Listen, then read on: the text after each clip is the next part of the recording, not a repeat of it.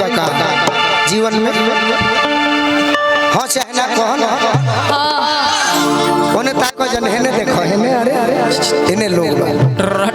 तो कभी कभी उनका से रुसे लू कि ना रुसे लू तो मान लो कि प्रेमिका हम ही होके 2 मिनट हम हो ना सके लेकिन माने का वैसे कि मंच वर्ल्ड इज स्टेज लाइफ ही drama God is director we are actor हम और आप रोल करे आई बनी जाए निमन रोल करबू एसपी बाडू डीआईजी हो जाई आ खराब रोल करबू तो होम गार्ड ना के डोमो गार्ड में ना पूछ तो उनका से रूसे लुकी ना मान लगुआ के गई है ना वो तो तरह के गाड़िए देत हुई है प्यार में जैसे हम तो 2 मिनट लहरा रूसे के अरे क्या जान हिमांशु यादव बालू घाट हिमांशु यादव जी 220 रुपए दिले 251 551 सुने 220 अलगे हाँ पूर्वी अभिनव तू बैठा रहना सब सुना तो रूसे का पैसा के मान लो कि हम तारा से प्यार मांगे जाते आ तू खिसियाई बन हम छुए के कोशिश करी तू भाव खई ओ टाइप से तब भाई पुरस्कार आ गेल ये तो बुझाता कि मामा जी अरे मिंटू तिवारी जी एसकेडी भैया हमरा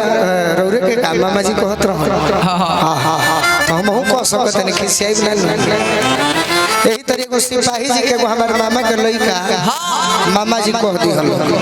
वो तना खिसियलन सो खिसिया के दम भगारी तिवारी जी ठीक बा अब तनी एगो गीत सुन रहे बाद में हम छुए के कोशिश करे तो छुए जन जी हो ठीक नो अरे हंस मत पगली हंसे के नहीं खेत एकदम रोल में डूब जा भाव में हां तो हम प्यार तारा से मांगे आई बनी उन्हें देख खिसिया के मुंह टेढ़ कर मुंह फुलावा का करी सिखाओ के तो बा सुना ये तो छुए देते कर मन बछुए आदत से मजबूर भी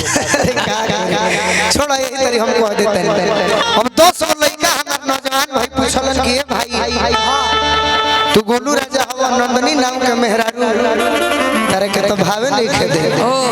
हम कहनी कि सुनल लोग काहे भाव नहीं खेदे एगो भोजपुरी जगत में व्यास भइलन गायत्री ठाकुर गीत गौले रहल कि अंदर भूखला हो अंदर भूखला कि जब उठला जवानी में जुआ आमदनी को ले दी तब गीत हो ये हमरा मामा जी राउर चेहरा कहीं आहा बेन सागर जे 4 बार से बनी 10वां बार 20वां बार रहो बाकी 1000 दे देब तो अनिल भैया की ओर से नंदनी के भी देनी का मुखिया जी हमारे के मनरेगा ना खाते मुखिया जी के पद प्रतिष्ठा बरकरार रहे मुखिया जी की कुर्सी दी हो जाए पुरस्कार दिला के बाद बहुत बड़ा और प्यार का फील जय हो कि जब उठला जवानी में जुआ तब पिया ये दवार भूखेला गायत्री ठाकुर जी आई लगिया तो पीछा पड़ी होते मेहरारू अपने पिया के बारे में कहते हैं मुस्कान है आओ आई लगिया तो पीछा पड़ी होते लेके कुंठी माला रोज राम राम रोटे बिसनी कला हाँ बिसनी कला के हमारा रिंकू भैया बनी मुखिया जी की ओर से बहुत आशीर्वाद नंदनी के भी दी हम मुस्कानों के दी कुछ देखो मुस्कान नंदनी हम ऐसा मालिक हैं कि हमारो फायदा हुई स्टाफों के फायदा हुई कि जियल भइल दुसवा कि पिया ये तवा भैया तनी भैया बड़े भाई सुदामा जी तनी हने आ तनी भाव अब मेहरारू के बारे में मर्द कहतर की खिसियाई है भैया कि अठान परली हो अठान परली काहे तो जब सैया जो है सज पसमान तो गोरिया या खान पड़ली सैया जो है सज पसमान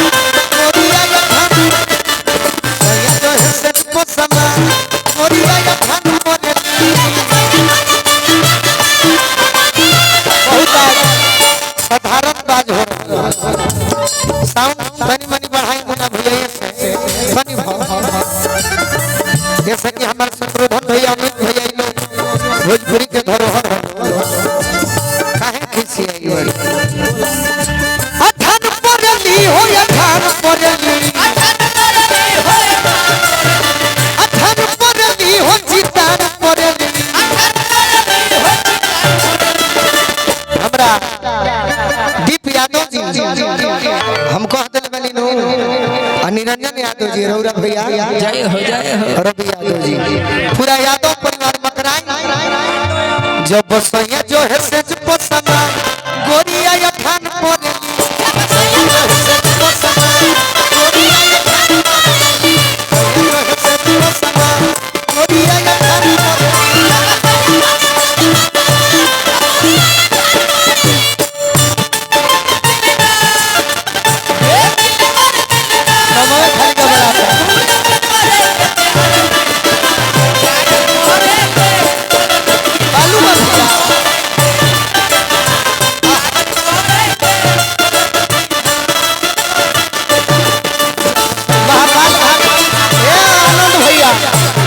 देखी महाकाल घाट हम जब रास्ता से जाइला लो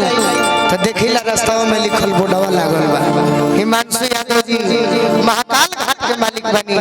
और सबके घाट चलत रहो फंसाला हो जाए तब अरबों रुपया कमाई सब जय हो